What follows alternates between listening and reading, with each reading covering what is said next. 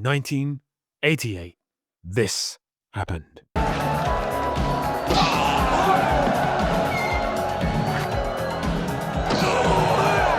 It was the beginning of a new brand of martial arts movies, more poetic and overtly melodramatic. A trend that lasted for over a decade and shaped the way many action movies were shot. And this guy is the reason for it, providing thrills, kicks, splits, and legendary cinematic moments. Jean-Claude Van Damme. You having fun? Nowadays, he's seen parodying himself in TV commercials. But for a good nearly a decade, this man was unstoppable until tragedy changed his world forever. In this video, we're going to go through the history of Van Damme and decide whether he was a bona fide action star or a memeable relic who didn't quite make it big time. We'll be ranking him out of 50 and seeing if he can beat Scott Adkins' score of 43. How good is he really? But before we rank him, let's start at the beginning. Before he became an international icon, Jean-Claude Van Damme was Jean-Claude Van Varenberg, a shy, skinny kid born in Brussels, Belgium in 1960. And at the age of 10, he began to learn Shotokan karate, eventually earning his black belt and expanding his disciplines into things like kickboxing, Muay Thai, and Taekwondo. However, this took a bit of a left turn because then he started to study ballet, a massive shift in direction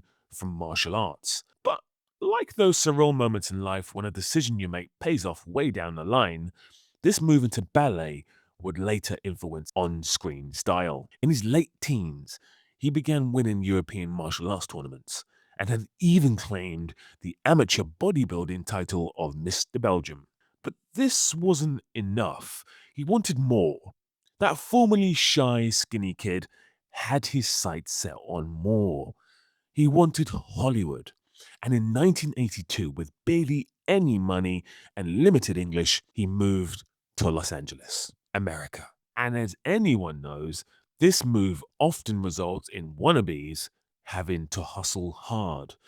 Van Damme had to work odd jobs as a carpet layer, delivery driver, and nightclub bouncer, all whilst training and auditioning. His first big break came in No Retreat, No Surrender in 1986, playing a Soviet villain.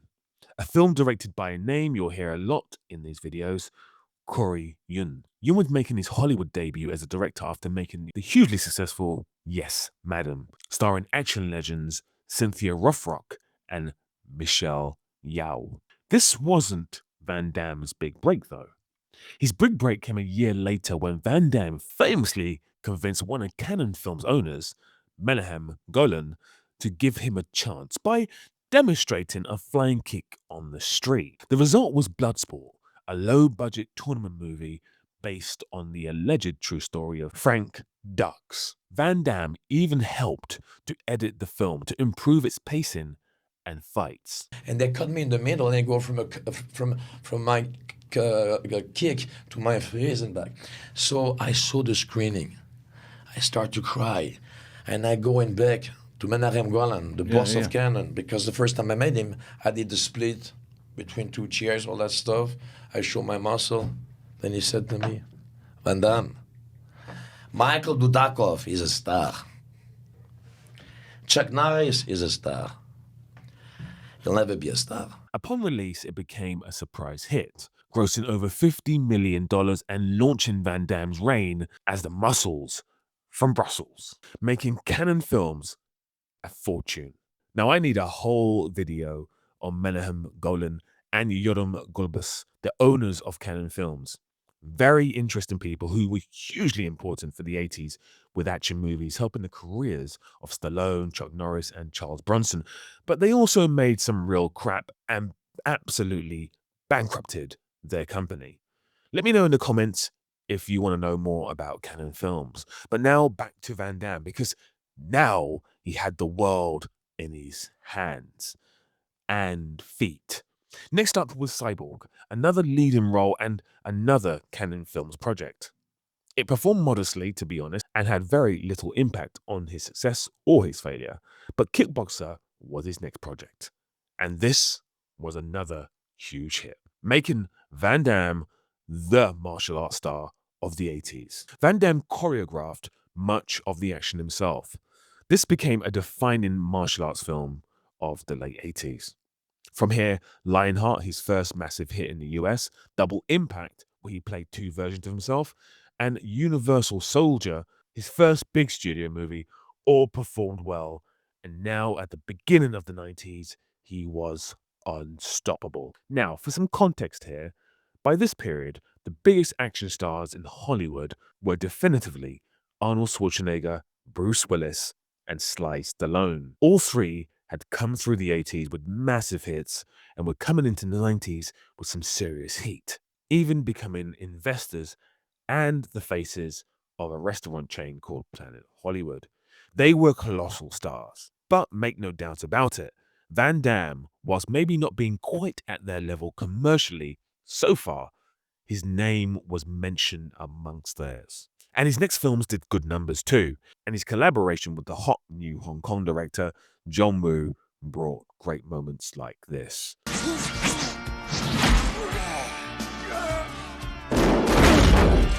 But it was actually 1 year later, in 1994, that he saw his biggest hit yet with Time Cop, making $101 million worldwide. And to date, this movie remains his biggest grossing movie with him as the lead. Van Damme was now at the peak.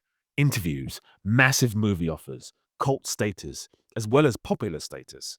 His face and kicks were everywhere. But under the surface, problems were beginning to brew, and trouble was on the horizon. You see, in the early 90s, Van Damme was dealing with intense pressure from back-to-back filming schedules, worldwide fame, and the demands of carrying action films. His exposure to money, women, and the Hollywood lifestyle also exposed him to excess, and he began using cocaine recreationally. Master is talking about his personal life, especially talking about the part of it that almost took him down, his drug addiction. Initially to stay sharp and energized during shoots, and this became a full-blown habit after a while, with him spending $10,000 a week on cocaine, an obscene amount of substance abuse, and it was never more rampant than on the set of Time Cop, where he was hugely into the cocaine, and on the set of his next movie, Street Fighter, the adaptation of the hugely popular video game. A movie which flopped and hurt his on-screen reputation. However, his off-screen reputation was hurt even more. His substance abuse, inflated ego, and erratic behavior started to affect productions and relationships with studios. No more so than on the film in the Street Fighter, where he was constantly late, under the influence much of the time, and refusing direction and disappearing for hours. Director Stephen E. D'Souza said in interviews that he had to hire a wrangler to try and get him on track. He also admitted that Van Damme refused to stay in Australia with the rest of the cast and demanded to be flown back to a private hotel with his entourage. There were also rumors of an affair with his co-star Kylie Minogue during the shoot, and this hugely affected his marriage. By now, Van Damme was already married and divorced on numerous occasions. And on his next film, his directorial debut, The Quest, there was even more chaos. But in 1996, thankfully, he sought help, getting rehab and sobering up. But it was all a little too late. By the late 90s, as he got more clean and more focused, studios were already backing away from him. He was seen as uninsurable, unpredictable, and difficult to control. This, along with different tastes in action cinema, pushed him out of the big budget studio system. In the 2000s, after getting sober and being diagnosed with bipolar disorder, Van Damme cleaned up his image. And on later sets, he earned praise for being focused, professional, and grateful for second chances. But he had very little success in the 2000s. Bar JCVD, the 2008 film, a critical breakout. Van Damme plays a fictionalized version of himself, a washed-up action star caught in a real-life post office robbery. His 6-minute emotional monologue, breaking the fourth wall, became iconic. The film premiered at the Cannes Film Festival, receiving standing ovations. This is widely seen as his best performance ever. While not a box office smash, it revived his credibility as an actor. And since then, he's done The Expendables 2, a couple of Kung Fu Panda movies, and a bunch of B-movie straight-to-streaming service action movies. He is now seen as somewhat of a memeable action star of yesteryear, but his legend remains in place, from creating iconic moments like this and this. And not many people know this, but he actually inspired the character of Johnny Cage in the Mortal Kombat games. Spit kicks, flashy moves, arrogant attitude, black trunks with his name on the waistband, just like Van Damme's in Bloodsport. And a signature move where he punches opponents in the groin, referencing Van Damme's over-the-top moves. He, in fact, also voiced and modeled for Johnny Cage in Mortal Kombat 1, the reboot of the game franchise. Mortal Kombat, here I come. Ready for the action. Jean-Claude Van Damme. And more than anything, he inspired a new generation of action movie stars, most notably the star of our last video, Scott Adkins. But will he beat Adkins' score of 43? Let's do his ranking. Now, the movies are a tricky one because, like Scott Adkins, he doesn't have a blockbuster hit like Terminator or Die Hard or something like Rush Hour. But Bloodsport, Hard Target, and Kickboxer were massive cult hits and inspired many at the time. However, his later filmography after 1994 is very poor, so I would have to give him an 8. Now, at his peak, Van Damme had incredible screen presence, standing at just 5'9" or 5'10" if you believe Van Damme himself. During his peak years, he looked 6'5" on screen. Even if he went up against someone like Arnie or Stallone, you believe he could beat them. So for this, he gets a 9. The skill his martial arts training coupled with his ballet skills makes him very unique. Michael J. White actually mentioned in an interview that Van Damme was brave enough to spar with him, showing Van Damme's confidence in his own abilities. But there are some peak martial artists that we may cover in future videos that he just cannot compete with. So it would have to be a 9 here. And that would be an extra mark for his added source of ballet skills. Now, versatility is perhaps where he will score the lowest because apart from his film that went to Cannes, JCVD, he had really had a chance to show off much of his versatility. Starring mainly in action movies, and his performances, acting-wise, have never been top tier, if we're being honest. As well as that, his accent really limits his ability to transcend. I think the biggest example of this is his role as Guile in Street Fighter, where he's playing an American soldier, but his accent is purely just Belgian. Here he gets a 5. And lastly for legacy, well, as mentioned, his short stint as the superstar inspired so many things. Even now, his inspiration lives on. Even his memeable moments are great. Whilst maybe not as great legacy-wise as Bruce Lee or Jackie Chan, he has made a massive impact on Western cinema when it comes to action movies. And for this, he's going to get a 9. So this gives Van Damme a score of 40, ranking him lower than Scott Adkins. And it's mainly due to his lack of versatility in this case. But what do you think? Should he get higher or lower? Do you think he's better than Scott Adkins? Let me know in the comments. And also, let me know which action stars I should rank next. You guys actually voted for Michael J. White to be ranked next. So thank you very much for voting on my community page. Really appreciated.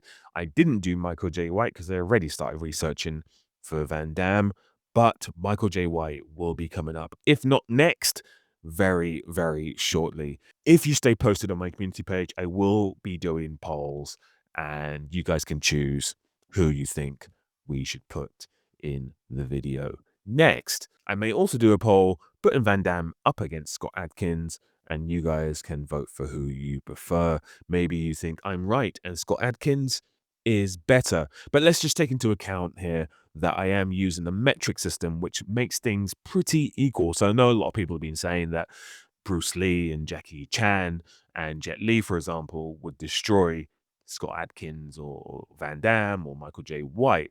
but not really based on the metric system, because we're going to use skills, the movies they've been in, the screen presence. Versatility is going to trip up a lot of people, like, for example, Bruce Lee and Jackie Chan are not going to do so well on versatility. And legacy, of course, that's going to be very much a case of how well the person's done over the length of their career. So, someone like Jet Li, for example, his legacy is great, but it's not as great as, say, for example, Bruce Lee's legacy. So this is a very good metric system that will definitely equalize things. And it's going to be very interesting over the next few weeks to see who comes up on top.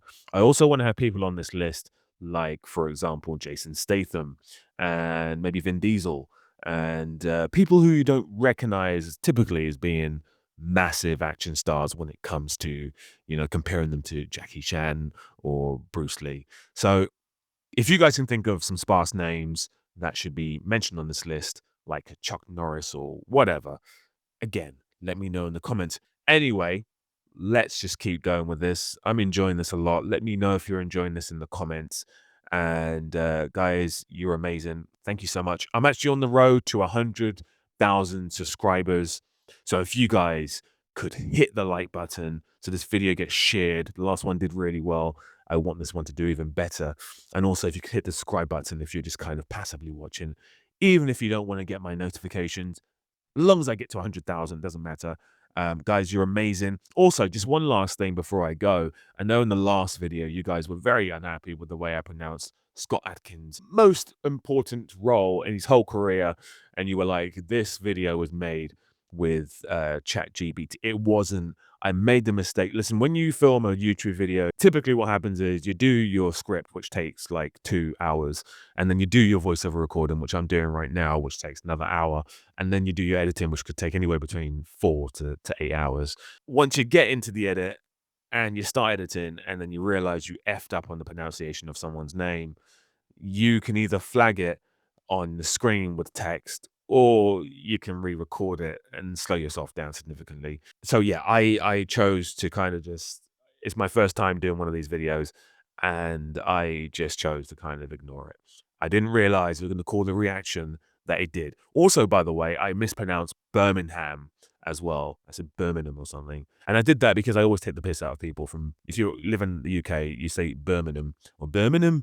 So I kind of was in the mindset of saying Birmingham, and I said Birmingham, but it's Birmingham. Anyway, listen, guys, thank you so much for the love. Thanks for all your comments about the wrong pronunciation. This ramble's gone on for too long. I'm hoping that the fighting on the screen is going to make up for all this rambling. Big love, and I'll speak to you soon. Take care.